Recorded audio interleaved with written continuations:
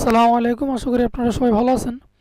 আজকে ইনশাল্লাহ আমাদের কংক্রিট ল্যাবের 8 নম্বর এক্সপেরিমেন্ট যে কম্প্রেসিভ স্ট্রেংথ কীভাবে বের করতে হয় সিলিন্ড্রিক্যাল আর কিউবিক স্পেসিমেনের, সেটা দেখার চেষ্টা করব। তো তার আগে আমরা একটু বোঝার চেষ্টা করি যে কম্প্রেসিভ স্ট্রেংথ কী জিনিস। স্ট্রেংথ আর স্ট্রেস এ দুটোর মধ্যে কিছুটা ডিফার আছে। সেটা হচ্ছে স্ট্রেস বলতে আমরা বুঝি একটা অবজেক্টের internal resisting force per unit area, মানে প্রতি একক ক্ষেত্রফলে রেসিস্টিং ফোর্সটা হচ্ছে স্ট্রেস। আর সর্বোচ্চ যতটুকু নিতে পারে ফ্র্যাকচারের আগে বা ফেইলিওরের আগে সর্বোচ্চ যে স্ট্রেস ওইটাকে আমরা বলি স্ট্রেংথ। তাহলে স্ট্রেস আর স্ট্রেইনের মধ্যে পার্থক্য কি? সর্বোচ্চ যে স্ট্রেস ওইটাকে আমরা বলি স্ট্রেংথ। তাহলে একটা কংক্রিট স্পেসিমেন সর্বোচ্চ যে লোডটা নিতে পারে সেটাকে আমরা বলতেছি কম্প্রেসিভ স্ট্রেংথ। পার ইউনিট এরিয়াতে যতটুকু সর্বোচ্চ লোডটা নিতে পারবে ওইটাকে আমরা বলতেছি compressive strength of cylindrical specimen. এখন সিলিন্ড্রিক্যাল আর কিউবিক দুই ধরনের শেপের জন্য আমরা এই টেস্টগুলো সাধারণত করি। এখন প্রশ্ন হচ্ছে, স্যার এগুলো করার কি দরকার বা কেন এই স্ট্রেংথ আমার দরকার? The compressive strength of concrete is one of the most important and useful properties of concrete. এটা খুব ইম্পর্টেন্ট একটা প্রপার্টি, কারণ এটা জানতে পারলে আপনি বুঝতে পারবেন যে আপনার এই কংক্রিট ব্লক কতটুকু কম্প্রেসিভ স্ট্রেস নিতে পারবে। সাপোজ আপনার কলামটা কতটুকু লোড নিতে পারবে সেটা আপনি এই টেস্টটা দ্বারা বুঝতে পারবেন। আপনার যে মিক্স রেশিও আছে এই রেশিও দ্বারা এবং এই যে ম্যাটেরিয়ালসগুলো দ্বারা আপনি কংক্রিট ব্লকটা তৈরি করছেন সেই ব্লক সর্বোচ্চ কতটুকু লোড নিতে পারবে সেটা সম্পর্কে একটা ফোরকাস্ট বা আগে থেকে একটা ধারণা পাবেন। Most structural application concrete is employed primarily two racist compressive stress. Maximum ক্ষেত্রেই আমাদের এই কংক্রিট ব্লকের দায়িত্ব থাকে কম্প্রেসিভ ফোর্সটাকে রেসিস্ট করা, আর আমাদের যে রেইনফোর্সমেন্ট বারগুলো আছে তাদের দায়িত্ব থাকে টেনশন ফোর্সটাকে রেসিস্ট করা। Nevertheless, নইলে strength usually gives an overall picture of the quality of concrete because it is the directly related to the structure of the hardened cement paste. আমাদের এই স্ট্রেংথটা একটা কংক্রিটের ওভারঅল যে পিকচার, যেটা আসলে এটা কতটুকু লোড নিতে পারতেছে, এটা কোন ধরনের ফেইলিওর দেখা দিতে পারে, এটা কোন টাইপের ফেইলিওর ঘটে, কী ধরনের ফেইলিওর ঘটে, সবগুলো আপনি এই স্ট্রেংথ টেস্ট করেই বলতে পারবেন। Values obtained will depend on the size, shape and space of the specimen. Specimeনের size, shape, batching, mixing procedure, method of sampling, molding, fabrication, তারপর কিউরিং, টেম্পারেচার, ময়েশ্চার কন্ডিশন, এই সবগুলোর উপরেই মূলত আপনার স্ট্রেংথটা নির্ভর করে। তারপর যদি টেম্পারেচার কন্ট্রোল না করেন বা কিউরিং যদি ওইভাবে না করেন তাহলে আপনি ভালো মেটেরিয়ালস দেওয়ার পরও ওই লেভেলের স্ট্রেংথ আপনি গেইন করতে পারবেন না। আমরা আসি আমাদের এই মেথডের কিছু, এই টেস্টের কিছু লিমিটেশনে। যে সকল কংক্রিট ব্লকের আমাদের unit wait 50 pound per feet cube অথবা 8000 কেজি পার মিটার কিউব হচ্ছে কম, তাদের ক্ষেত্রে সাধারণত টেস্টটা করা হয় না। The test method covers determination of compressive strength of cylindrical specimen such as moulded cylinder or drilled codes.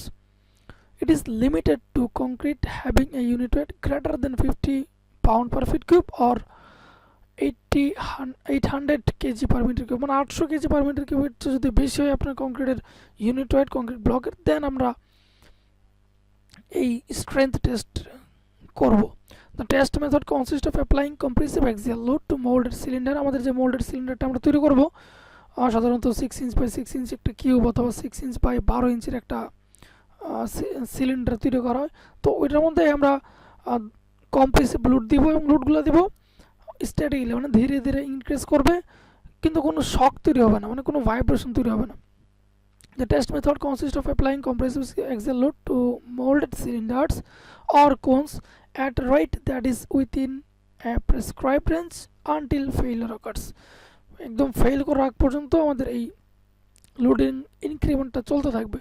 The compressive strength if the specimen is calculated as dividing the maximum load attained during the test by the cross section of the specimen. আমরা আগে থেকে জানি যে stress মানে কি, load by area, মানে সর্বোচ্চ যে লুটে গিয়ে আমাদের স্পেসিমেনটা ফেল করতেছে ওই লুটটাকে ওই স্পেসিমেনের যে ক্রস সেকশনাল এরিয়া সেটা দ্বারা যদি ভাগ করি তাহলে ওই স্পেসিমেনের যে কম্প্রেসিভ স্ট্রেংথ সেটা আমরা বের করতে পারবো।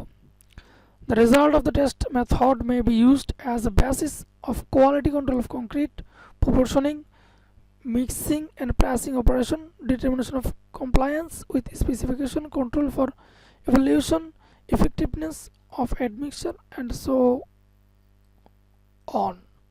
I mean আমাদের এই যে রেজাল্টটা বের হবে এই রেজাল্টটা দ্বারা আমরা বুঝতে পারবো আমরা যে ম্যাটেরিয়ালসগুলো ইউজ করতেছি, যদি আমরা অ্যাডমিক্সচার ইউজ করি, যদি এই অ্যাডমিক্সচারগুলো ইউজ করি তখন আমাদের স্ট্রেংথ কি বাড়তেছে নাকি কমতেছে, প্রপার্টি কীরকম চেঞ্জ হচ্ছে, ফেইলর টাইপ আগে কীরকম ছিল এখন কীরকম হয়েছে, এই সবগুলো আমরা এই টেস্টের মাধ্যমে করতে পারবো। সাপোজ আপনি বিভিন্ন ধরনের অ্যাডমিক্সচার ইউজ করছেন কংক্রিটে কিছু প্রপার্টি ইনহ্যান্স করার জন্য, তো আপনার দেখলেন যে তখন ওই স্পেসিমেনের স্ট্রেংথ বাড়তেছে নাকি কমতেছে অথবা টাইপ অফ ভেরিয়েশন আসতেছে কিনা। আচ্ছা, এই হচ্ছে আমাদের মোটামুটি ইন্ট্রোডাক্টরি বা থিওরি টাইপের কথাবার্তা। আর আমাদের এই যে মেথডটা ASTM স্ট্যান্ডার্ড কোড হচ্ছে C39। The test method conforms to the ASTM standard requirements of specification C39 for সিলিন্ডারের জন্য and BS1881 for cubic specimen। সিলিন্ডারের জন্য C39 আর কিউবের জন্য 1881। আচ্ছা, এখন আমরা যে টেস্ট করবো আমি একটু আগে বলছিলাম যে আমরা কম্প্রেসিভ লোড দিব, তো লোড দেওয়ার জন্য আমাদের একটা টেস্টিং মেশিন লাগবে। আমি প্রথমে একটা ফিগার দেখেছিলাম এই ধরনের, মাঝখানে আমাদের ব্লকটা থাকবে, উপরে নিচে দুটো প্লেট থাকবে, প্লেটগুলো আস্তে আস্তে নিচের দিকে লোড দেওয়ার কারণে এখানে এই ব্লকের মধ্যে আমাদের কম্প্রেসিভ লোডটা ডেভেলপ হয়। আর এই কতটুকু লোড এই ব্লকটা রেজিস্ট করতে পারতেছে ফেইলিওর বা ক্র্যাক করার আগে সেটাই আমরা ডিটারমিন করি এই টেস্টের মাধ্যমে। তো আমাদের আগে মেশিনটার একটু কিছু ক্রাইটেরিয়া দেখা লাগবে। The machine must be power operated and must apply the load continuously as required. মেশিনটা অবশ্যই আমাদের পাওয়ার অপারেটেড হওয়া লাগবে, মানে হাতে কোনো লোড দেওয়ার কোনো সিস্টেম এখানে নাই, আমাদের ইলেকট্রিক্যাল পাওয়ার অপারেটেড হইতে পারে। তো এগুলো এবং লোডগুলো হবে ইনক্রিমেন্টাল, ধীরে ধীরে বাড়তে থাকবে। The testing machine shall be equipped with 2 steel bearing block. উপরে নিচে দেখেন দুটো ব্লক থাকবে, একটা ফিক্সড নর্মালি নিচে উপরেরটা ফিক্সড থাকে, নিচেরটা মুভেবল। আবার অনেক ক্ষেত্রে দেখা যায় যে উপরেরটা ফিক্সড নিচেরটা মুভেবল এরকম হয়। এবং এইগুলার কিছু ডায়ামিটার আছে, আমরা যদি দেখি when the diameter of the bearing face of the spherical seated block exceed the diameter of the specimen by more than half inch, concrete circle not more than 1/13 inch। আমাদের যে জায়গাতে আমরা বসাবো, যে ব্লকটার উপরে বসাবো, এটা যদি 1/2 ইঞ্চের চেয়ে বেশি হয়, কনসেন্ট্রিক সার্কেল নট মোর দেন, যাতে 1/13 ইঞ্চের চেয়ে বেশি যাতে না হয়। ধরেন যে আপনার এই যে প্লেটটা দেখাই আমি, প্লেটটার মাঝখানে আমরা ধরুন কিউব দিলাম অথবা সিলিন্ডার দিলাম, তো সিলিন্ডার দেওয়ার সময় আপনার মাস্ট বি এটা ভার্টিক্যালি রাখা লাগবে এবং সেন্টারে রাখা লাগবে। সেন্টারটা বা এটার যে সেন্টার আর এই ব্লকের যে সেন্টার, এটা দুটো যাতে কনসেন্ট করে। Then আমরা দেখি it is desirable that the bearing face of block used for compressive testing of concrete have a Rockwell hardness। মানে আমরা যে স্টিলগুলো ইউজ করতেছি ওগুলো হার্ডনেস যাতে খুব বেশি হয়, এবং এটার জন্য একটা স্পেসিফিকেশন বলা আছে এখানে 55 HRC। আমরা যদি এখানে দুর্বল কোনো ম্যাটেরিয়ালস ইউজ করি, দেখা যাবে যে কম্প্রেসিভ লোডের কারণে আমাদের এই ব্লকের আগে এই স্টিল ফেল করতেছে বা সামথিং এরর দেখাচ্ছে। তো এটা এই হার্ড সারফেস যাতে কোনোভাবে ড্যামেজ না হয় সেজন্য অনেক হার্ড 55 HRC টাইপের একটা স্টিল ব্লক আমাদের নিতে হয়, বেয়ারিং ফেস নিতে হয়। দেন আমরা যদি দেখি বটম বেয়ারিং ব্লকটার আরও কিছু requirement, the top and bottom surface shall be parallel to each other. একটা প্যারালাল হবে, এই উপরে সার্ভিস আর নিচের সার্ভিসটা প্যারালাল হবে। শুধু এই সার্ভিসগুলো না, আমাদের যে ব্লকটা আছে কংক্রিট ব্লক, এই ব্লকের উপরে সার্ভিস নিচের সার্ভিসটাও প্যারালাল হওয়া লাগবে এই প্লেটের সাথে। ইনক্লাইন থাকলে লোডিং বলা অ্যাকুরেটলি পড়বে না।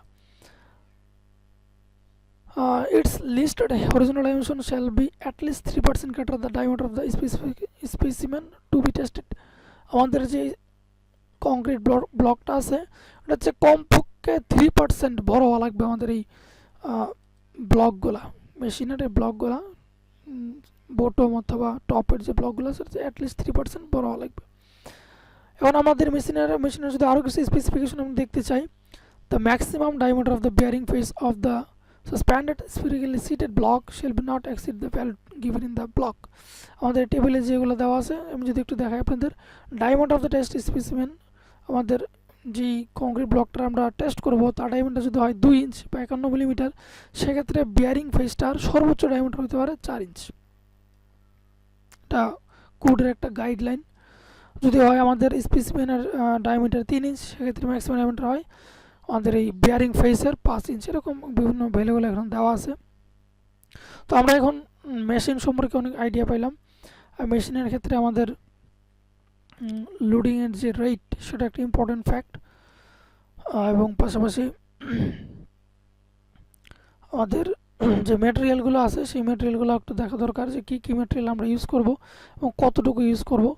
আমি যদি আপনাদের একটু দেখাই প্রথমে ম্যাটেরিয়ালসগুলো, for a mix ratio of 1:4, মানে cement, fine aggregate, coarse aggregate, এটার যে অনুপাত, cement 1, fine aggregate 2, coarse aggregate 4, এর অনুপাতে আমরা মিশাবো। The material required for 6 cylinders different water cement ratio, বিভিন্ন ওয়াটার সিমেন্ট রেশিও দিয়ে আমরা টেস্ট করে দেখবো যে স্ট্রেংথ কীরকম আসতেছে। নর্মালি 6টা দিয়ে কাজ করা হয়।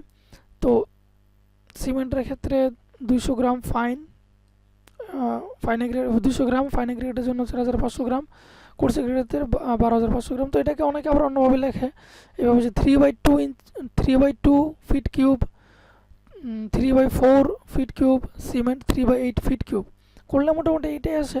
তারপর আপনি যদি ভলিউম হিসাব করতে চান তখন coarse aggregate 3/2 feet cube, fine aggregate 3/4 feet cube, আর সিমেন্ট 3/8 ফিট কিউব করলে আমাদের ম্যাটেরিয়াল, আমরা যে সিনটেকের ব্লকটা তৈরি করবো ওই ব্লকের ম্যাটেরিয়ালসগুলো আমরা নিয়ে নিলাম এবং কী অনুপাতে মিশাবো সেটা আমরা জানলাম 1:4। এখন আমাদের সিলিন্ডার তৈরি করা লাগবে, বা যদি কিউব তৈরি করি সেক্ষেত্রে কিউবের দৈর্ঘ্য প্রস্থ উচ্চতা হবে 6/6/6 ইঞ্চ, এরকম 6 inch by 6 inch by 6 inch. আর সিলিন্ডার নেই, সিলিন্ডারের ক্ষেত্রে দেখা যায় অনেক সময় আমরা 4/8 নিই, অনেক সময় সিলিন্ডার স্পেসিমেনটা 6/12 নেই, অনেক সময় 4/8 নেই।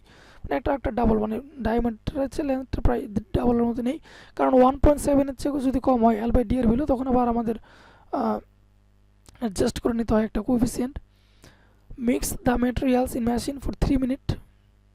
আমাদের এই সিমেন্ট এগ্রিগেটের কোর্সটা 3 মিনিট ভালো করে মেশানো লাগবে, by 3 minute rest, then 3 minute rest দিয়ে আবার এইভাবে 2 মিনিট ফাইনাল মিক্সিং করা লাগবে। তো একটু আগে আমি বলছিলাম যে আমাদের কিছু রেশিও চেক করা লাগে, যখন লেন্থ বাই ডেপথের ভ্যালুর যে অনুপাত সেটা যদি 1.75 হয় সেক্ষেত্রে ফ্যাক্টর 0.98, আর 1.5 যদি হয় সেক্ষেত্রে 0.96। আমি যে একটু আগে দেখালাম আপনাদের যে আমাদের 4 ইঞ্চ বা 8 ইঞ্চ এরকম একটা শেপ হইতে পারে, অথবা 6 ইঞ্চ বা 12 ইঞ্চ এরকম একটা সিলিন্ডারিক্যাল স্পেসিমেন হইতে পারে। এখন অপারেশনের দিকে যাই, আমরা কি করে কাজটা করব। সিলিন্ডারিক্যাল স্পেসিমেন যদি হয়, ফিল ইচ মোল্ড, প্রত্যেকটা মোল্ডকে আমাদের ফিল করা লাগবে। মোল্ড ফিল করে উইথ কংক্রিট 4 লেয়ার, 4টা লেয়ারে, টেম্পিং ইচ লেয়ার 25 টাইমস। আমাদের যে একটু আগে আমরা একটা মিক্সচার তৈরি করছি সিমেন্ট স্যান্ড আর কোর্স এগ্রিগেট দিয়ে, ওটা আগে সিলিন্ডারিক্যাল স্পেসিমেনের ভিতরে ওটা দিয়ে 25 বার টেম্পিং করা লাগবে। এবং কীরকম রড দ্বারা, 5/8 ইঞ্চ স্টিল টেম্পিং রড দ্বারা আমাদের 25 বারটাকে টেম্পারিং করা লাগবে। এই ভাইব্রেটর ইজ ইউজড, সেক্ষেত্রে আমাদের 7000 পার মিনিট যদি ইন্টারনাল ইলেকট্রিক্যাল ভাইব্রেটর ইউজ করি, আর যদি এক্সটার্নাল ইউজ করি সেক্ষেত্রে ফ্রিকোয়েন্সি হবে 1 মিনিটে 3700 বার। Then while filling the molds, occasionally stir and scrape together the concrete remaining in the mixture pan to keep the material from separating. Material separate না হয় সেজন্য আমাদের স্টিয়ারিং করা লাগবে, স্কার্প করা লাগবে। Fill the mold completely smooth off the tops evenly. যখন আমাদের ফিল করা শেষ তখন টপ যে সারফেস সেটা স্মুথলি হরাইজন্টাল একটা সারফেস করা লাগবে, যাতে কোনো অ্যাঙ্গুলারিটি না থাকে বা কোনো ইনক্লাইনেশন না থাকে। Cover the cylinder immediately and place in the moist closet. 24 ঘন্টার জন্য আমরা এটা রেখে দেবো। যখন রেখে দেবো তারপরের দিন আমরা ওইটা আবার একটা স্যাচুরেটেড লাইম ওয়াটারের মধ্যে আমরা কিউরিং করব। তো টেম্পারেচার একটা ইম্পর্টেন্ট ইস্যু, সেক্ষেত্রে আমাদের সিলিন্ডারিক্যাল মোল্ডের ক্ষেত্রে টেম্পারেচার রাখা লাগবে 23 ডিগ্রি থেকে 23 ডিগ্রি মোটামুটি সেন্টিগ্রেড, তার আশেপাশে একটু 1 বা 1.5 ডিগ্রি কম বেশি হতে পারে। কিউবিক স্পেসিমেন যদি হয় সেক্ষেত্রে আমরা প্রত্যেকটা লেয়ার 35 বার, আগেরটাতে কিন্তু ছিল 25 বার, এখন 35 বার। আর আগেরটা ট্যাম্পিংয়ের সাইজ ছিল 5/8 ইঞ্চ ট্যাম্পিং রড, কিন্তু রড না, দেখেন 25 স্কোয়ার মিলিমিটার এরিয়ার একটা বার ইউজ করা লাগবে, যার লেন্থ হচ্ছে 380 মিলিমিটার, এবং 1.8 KG compacting bar or vibrator if possible, যদি পসিবল সেক্ষেত্রে vibrator.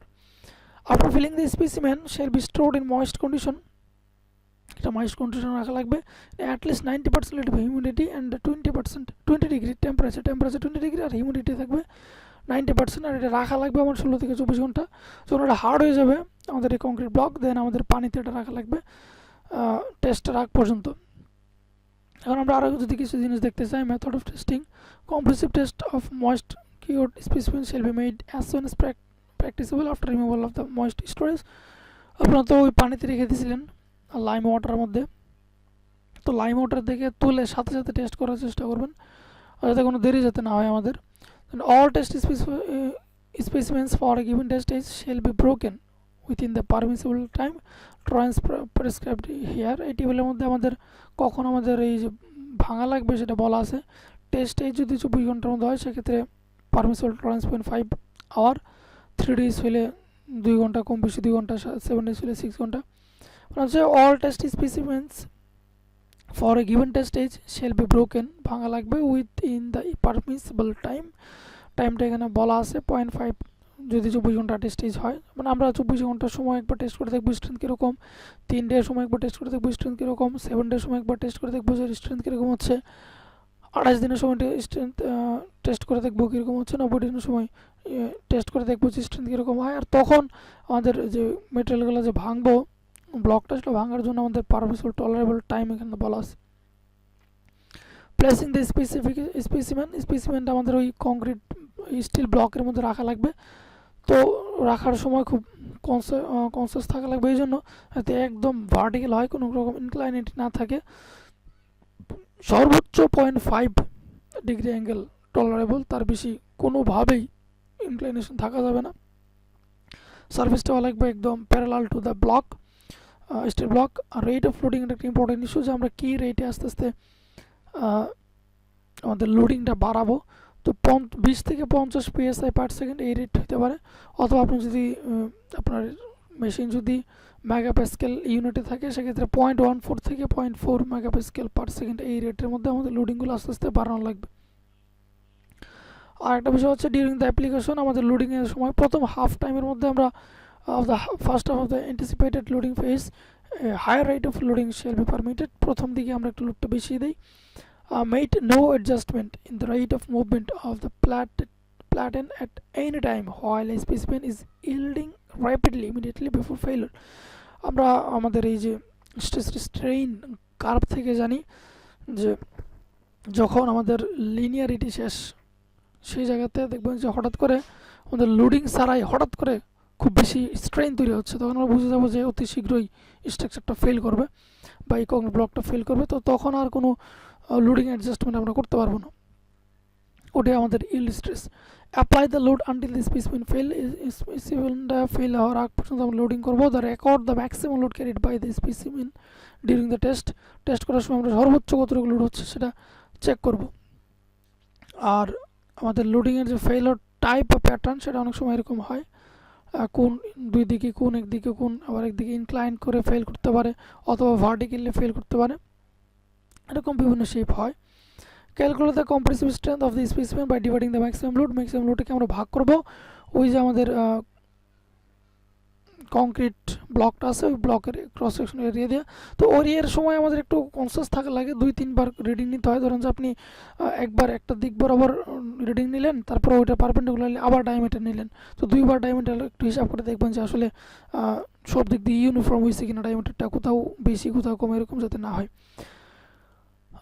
Carried by the specimen during the test by the average cross-sectional area and express the result to the nearest 10 psi। মোটামুটি 10 psi এর কাছাকাছি সাধারণত আমরা express করি।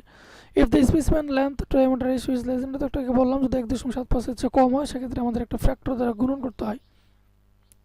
তো এই ছিল মোটামুটি আমাদের আজকের ল্যাব। তো ল্যাবের মধ্যে আমাদের কী ডাটা লাগবে, জাস্ট একটা ডাটা, দুইটা ডাটা, একটা হচ্ছে সর্বোচ্চ লোড কতটুকু নিতে পারছে, আরেকটা হচ্ছে আমাদের স্পেসিমেনের যে ডায়ামিটারগুলো। আপনি হয়তো ভাবতে পারেন যে স্যার আমরা তো 6 ইঞ্চ বা 12 ইঞ্চ ডায়ামিটারটা নিছি বা বানাইছি, এখন আবার এটা রিডিং নেওয়ার কী দরকার? হ্যাঁ, রিডিং নিতে হবে, কারণ অনেক সময় দেখা যায় যে একটু কম বেশি হয়ে যায় স্পেসিমেনটা। তো সেই জন্য আবার absolute reading of the cross section পাওয়ার জন্য আমাদের রিডিংগুলো নিতে হয়। এখন আমি আপনাদের একটু দেখাই যে কী করে কাজটা খুব ইজিলি করা যায়। আমি রিডিং নেওয়াটা যদি একটু দেখাই, এভাবে আপনি একবার ওই রিডিং নেবেন একটা সাইড বরাবর যে কতটুকু আসতেছে রেডিয়াস, আবার তার ক্রস সেকশন বরাবর নেবেন যে ওই পাশ বরাবর কীরকম আসতেছে, তাহলে আপনি অ্যাকুরেট যে রিডিং সেটা পাবেন। এটা তো আমি একটু আগে আপনাদের বললাম যে আমাদের 50 পাউন্ড পার ফিট কিউব অথবা 800 কেজি পার মিটার কিউবের কম হইলে আমরা সাধারণত এই টেস্টটা করি না। আমরা বলছিলাম যে লাইম ওয়াটারের মধ্যে আমাদের এই কংক্রিট ব্লকটা রাখা লাগবে, যে দেখেন এখানে এইভাবে কিউরিং করতে হয় ব্লকগুলোকে। Moist cured specimen should be tested as soon as practicable after removing the moist storage. Storage থেকে আপনি যখন বের করবেন তখন যত তাড়াতাড়ি সম্ভব এটা টেস্ট করবেন। Using any convenient method, test specimen shall be kept moist during the period of between the removal of the moist storage. আপনি যখন এই ওয়াটার থেকে তুলবেন তখন যাতে করে ময়েশ্চারটা নষ্ট না হয় সেজন্য অনেক সময় আমরা বস্তা বা সামথিং কোনো কিছু একটা দিয়ে চারপাশে মোল্ডেড করে রাখি যাতে করে ময়েশ্চারগুলো বের হয়ে না যায়। আমি আবার যদি আপনাদের দেখাই, প্রথমে এইভাবে আপনি একটা রিডিংটা নিলেন দুই পাশের যে ডায়ামিটারটা কীরকম, নেওয়ার পরে আপনি রিডিংটা নোট ডাউন করে রাখলেন। হাইটটা এইভাবে নিলেন, নিয়ে একবার এরিয়া বের করবেন পায়ের স্কোয়ার ইন্টু এইচ। পায়ের স্কোয়ার ইন্টু এইচ করলে কিউবের ক্ষেত্রে ভলিউম বের হবে। আবার অপোজিট পাশে 90 ডিগ্রি অ্যাঙ্গেলে ঘুরিয়ে আবার আরেক পাশ দিয়ে আপনি রেডিয়াসটা নেবেন যে ডায়ামিটারটা কত হয়েছে। তখন দুইটা ডায়ামিটারটা চেক করে দেখবেন যে ডায়ামিটারের যে ভেরিয়েশন এটা কি 2%-এর বেশি হয়েছে কিনা। যদি 2%-এর বেশি হয় তাহলে ওই মোল্ডগুলো বা ওই কংক্রিট ব্লকগুলো আবার একটু চেক করে নতুন করে করবেন যাতে করে এরকম আনইভেন বা খুব বেশি ইরর যাতে না হয়। মেশিন একটু আগে তো আমি বলছিলাম যে কীরকম স্পিডে আপনি লোডিংটা দিবেন, এখানে বলা আছে দ্য কম্প্রেসিভ মেশিন উইথিন 13 মাসের মধ্যে যাতে ক্যালিব্রেশন করা থেকে আমরা যে মেশিনটা ইউজ করবো লোডিং মেশিনটা। The percentage of error for loads used should not be exceed 1%. আমাদের যে লুটটা ইন্ডিকেট করে এটা অবশ্য একটা ডিজিটাল মেশিন, এটা যাতে কোনোভাবে 1%-এর বেশি ভেরিয়েশন না হয়। পাওয়ার অপারেটেড মেশিন আমরা ইউজ করব কন্টিনিউয়াস লোড দেওয়ার জন্য, তবে এখানে মাস্ট বি কোনো শক থাকবে না বা কোনো রকম। আমি যদি একটু দেখাই আপনাদের, ওই যে কংক্রিট ব্লকটা ভিতরে আছে এর ভিতরে স্পেসিমেন্টটা রেখে আমরা লোডিং দিব। লোডিং দিলে আমাদের উপরের বা নিচের কোনো একটা ব্লক উপরের দিকে উঠবে, আস্তে আস্তে কম্প্রেসিভ লোড জেনারেট করবে। এখন এই প্লেসমেন্টের বিষয়টা খুব ইম্পর্টেন্ট। এই হচ্ছে আমাদের কংক্রিট ব্লক, তার উপরে এখানে স্টিলের প্লেটটা আছে, তার উপরে আমাদের ব্লকটা বসানো লাগবে। বসানোর সময় মাস্ট বি এই সিলিন্ডারের যে সেন্টার আর এটা সেন্টার যাতে কোইনসাইড করে, মানে কোনো রকম ইনক্লাইনেশন যাতে না থাকে, একটু বাঁকা টাকা যাতে না থাকে। আরেকটা বিষয় হচ্ছে এদিকে যাতে কোনো ময়লা আবর্জনা বা কোনো রকম এনিথিং ডাস্ট যাতে না থাকে সেটা আমাদের ইনশিওর করা লাগবে। এবং এই ব্লকের যে সার্ফেস আর এই ব্লকের সার্ফেস যাতে একবার প্যারালালি ম্যাচ করে একটা একটার সাথে, কোনো রকম ইনক্লাইনেশন যাতে না থাকে সেটা আমাদের ইনশিওর করা লাগবে। When placing, আচ্ছা আমি আপনাদের একটু দেখা, when placing the lower bearing block on the table or plate, place the hard end. ভালো করে এরকমভাবে প্লেস করা লাগবে যাতে করে কোনোভাবেই এই প্লেটের কোনো ফ্র্যাকচার না হয়।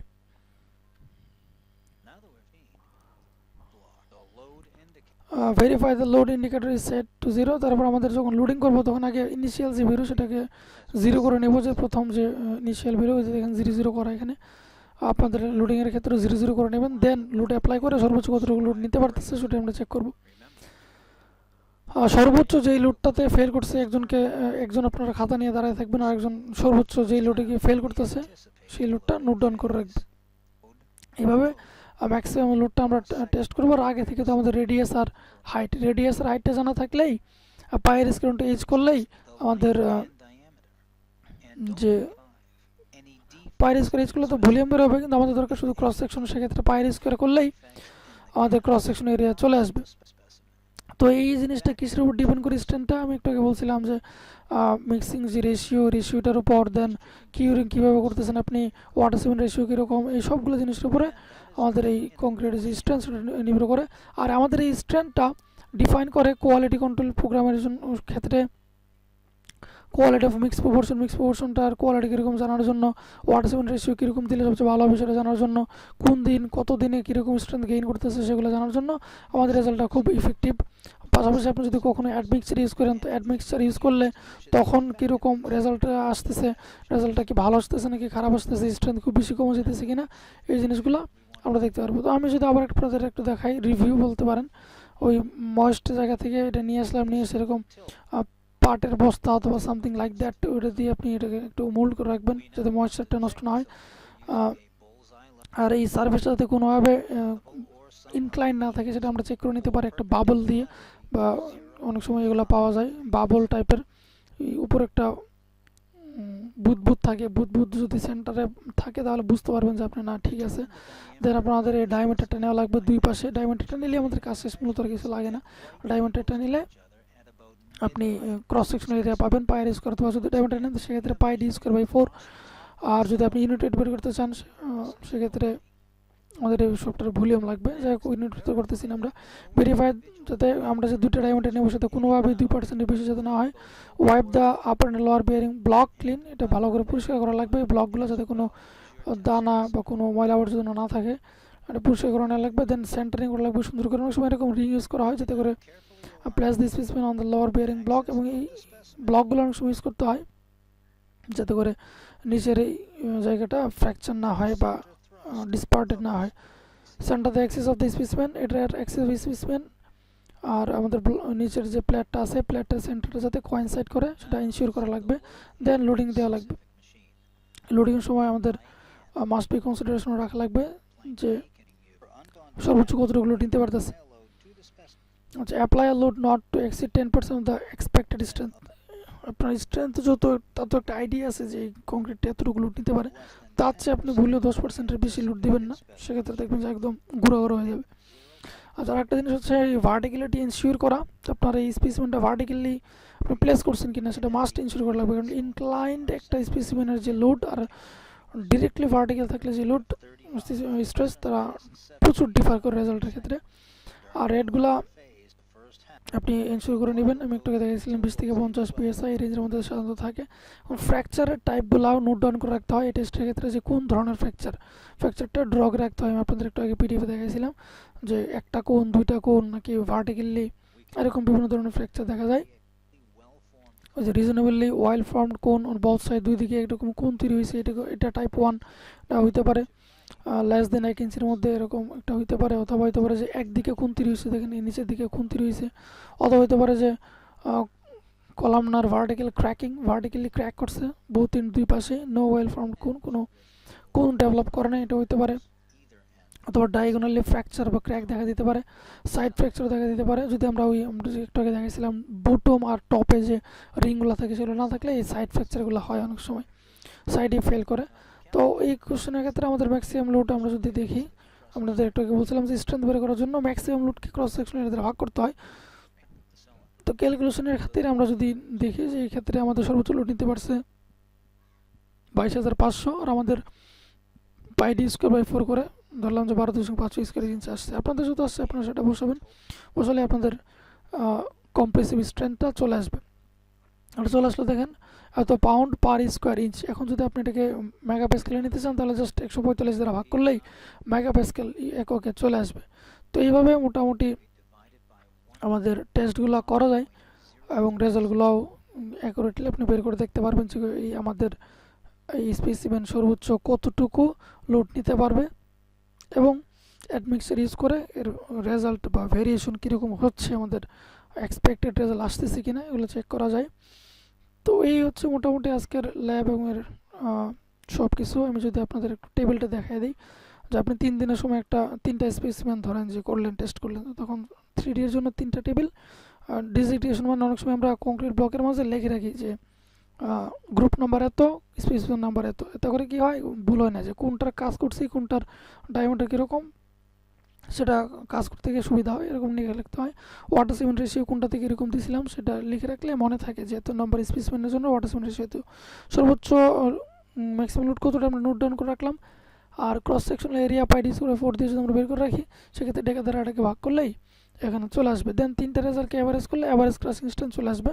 আর ফেইলরের টাইপ কোন ক্ষেত্রে কীরকম সেটা এখানে লিখে রাখলেন যে দুই দিকে কোন, একদিকে কোন অথবা ভার্টিক্যালি ফেল, এরকম 3 দিনের সময় বের করলেন, 7 দিনের সময় বের করলেন, 28 দিনের সময় বের করলেন, 90 দিনের সময় বের করে আপনি দেখতে পারেন যে আপনার কংক্রিট ব্লকের প্রপার্টিটা কীরকম, কম্প্রেসিভ স্ট্রেংথ ম্যাক্সিমাম কতটুকু।